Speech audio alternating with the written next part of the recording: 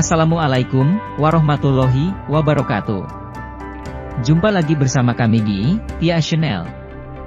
Apabila video-video yang kami sajikan ada manfaatnya, mohon dukungannya untuk tekan tombol subscribe, like, ataupun share.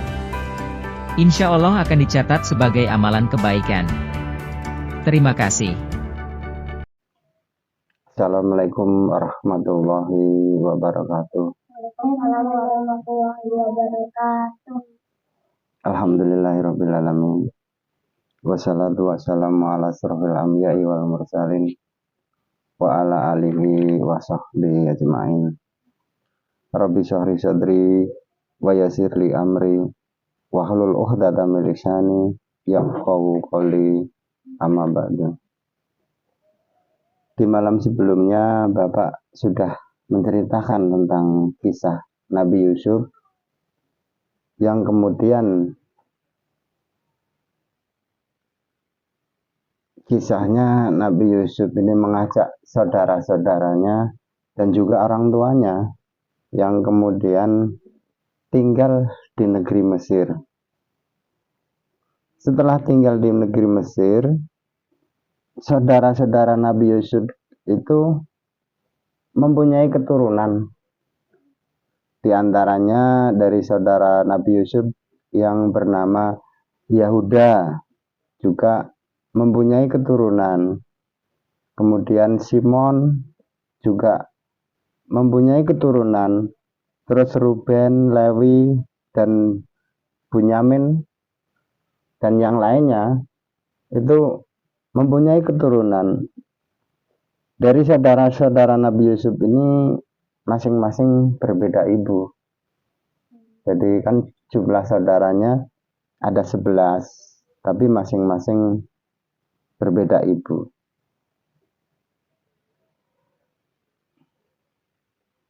Nah, setelah mereka tinggal di Mesir lama dan mempunyai keturunan, karena tinggal sudah berabad-abad, keturunan dari Nabi Yakub ini yang disebut Bani Israel, yaitu keturunan Nabi Yakub, karena Israel itu adalah nama lain dari Nabi Yakub.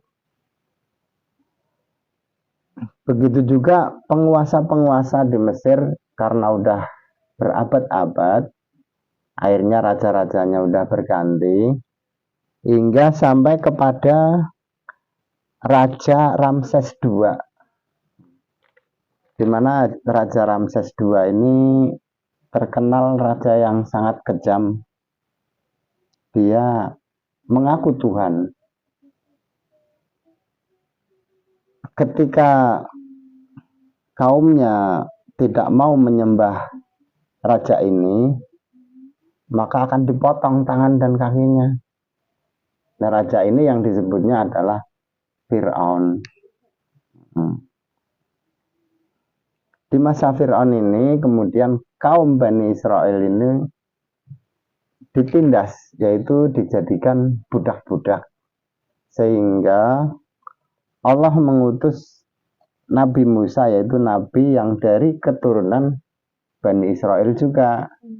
Dan sebenarnya kalau Nabi Musa ini di masa kanak-kanak itu tinggal di wilayah Fir'aun, karena di saat dilahirkan Nabi Musa ini dihanyutkan di sungai, takut dibunuh.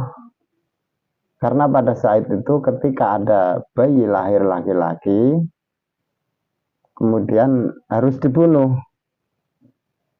Akhirnya ibunya Musa menghanyutkan Nabi Musa di sungai, yang kebetulan sungai itu melintas di wilayah istana Fir'aun. Setelah melintas di wilayah istana, akhirnya peti itu yang hanyut tadi diambil oleh istri Fir'aun yang bernama adalah Siti Aisyah. Dan Siti Aisyah ini sebenarnya Islam, tapi menyembunyikan keislamannya karena takut kepada Fir'aun. Setelah diambil kemudian dirawat sama Siti Asiyah, yaitu istri Fir'aun, yang kemudian Nabi Musa itu dibesarkan di wilayah kerajaan. Nah, setelah dewasa, Nabi Musa melihat ada dua orang yang sedang berkelahi, yaitu dari kaum Fir'aun dan dari kaumnya sendiri, yaitu kaum Bani Israel.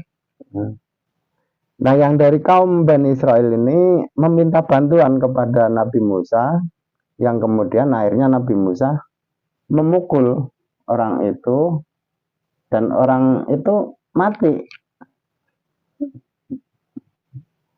Di kemudian harinya lagi, orang yang kemarin berkelahi lagi sama kaumnya Fir'aun, yang kemudian orang itu meminta bantuan lagi kepada Nabi Musa. Begitu mau dipukul orang itu, maka datanglah seseorang yang bergegas menghampiri Nabi Musa dan berkata bahwa kerajaan sedang berunding untuk membunuh Nabi Musa, maka pergilah dari negeri itu. Akhirnya Nabi Musa pun pergi dengan berlari, maksudnya pergi dengan berlari meninggalkan negeri Mesir, sambil menengok kanan kiri barangkali ada yang mengikuti. Akhirnya Nabi Musa pun keluar dan sampai di negeri Madian. Di negeri Madian ini kemudian Nabi Musa melihat ada dua perempuan yang sedang menghambat ternaknya, karena dua perempuan itu mau meminumkan ternaknya, tapi di situ masih ada laki-laki yang sedang meminumkan. Jadi dia tidak mau. Akhirnya Nabi Musa membantu meminumkan ternaknya, yang kemudian akhirnya setelah selesai Nabi Musa istirahat di bawah pohon dan berdoa, ya Tuhanku, sesungguhnya aku menginginkan kebaikan atau makanan. Enggak begitu lama kemudian perempuan yang tadinya dibantu meminumkan ternaknya itu datang kembali menghampiri Nabi Musa untuk mengajak main ke rumahnya, yaitu memberi kabar sebagai tanda terima kasih kepada Nabi Musa. Akhirnya Nabi Musa pun datang ke rumah yang perempuan itu, dan ternyata ayahnya itu adalah seorang nabi, yaitu Nabi Syuaib. Yang di situ akhirnya Nabi Musa menceritakan tentang keadaan dirinya, bahwa dia dikejar-kejar mau dibunuh, dan Nabi Syuaib berkata bahwa di sini sudah aman. Tapi perempuan itu menginginkan bahwa Nabi Musa ingin bekerja di tempat bapaknya. Tapi Nabi Syuaib justru berkata, sesungguhnya aku ingin menikahkan dari salah satu anak perempuan kami dengan ketentuan bekerja kepadaku selama 8 tahun atau ditambah dengan 10 tahun. Akhirnya Nabi Musa menyanggupi, dan selama 10 tahun tinggal di situ. Setelah selesai menjalankan tugas, kemudian Nabi Musa pergi menuju Mesir karena menjalankan perintah Allah, yaitu untuk menemui Fir'aun dan memberi peringatan kepada Fir'aun bahwa sesungguhnya Fir'aun sudah melampaui batas, yaitu memperbudak Bani Israel dan menganggap dirinya adalah Tuhan. Kemudian Nabi Musa pun menemui Fir'aun dan memberi peringatan kepada Fir'aun untuk kembali kepada Allah, yaitu menyembah Allah. Tapi secara singkatnya akhirnya Fir'aun ini tidak mau, dan akhirnya negeri itu ditimpa musibah, yaitu berupa katak, belalang, kemudian darah, yaitu air menjadi darah. Setelah ditimpa musibah, kemudian Fir'aun ini berkata kepada Nabi Musa untuk menghilangkan musibah itu. Setelah musibah itu hilang, senantiasa Fir'aun ini mempercayai kenabian Nabi Musa. Namun setelah musibah itu hilang di hadapan mereka, kemudian Fir'aun ini ingkar janji. Dia menganggap bahwa dirinya adalah Tuhan.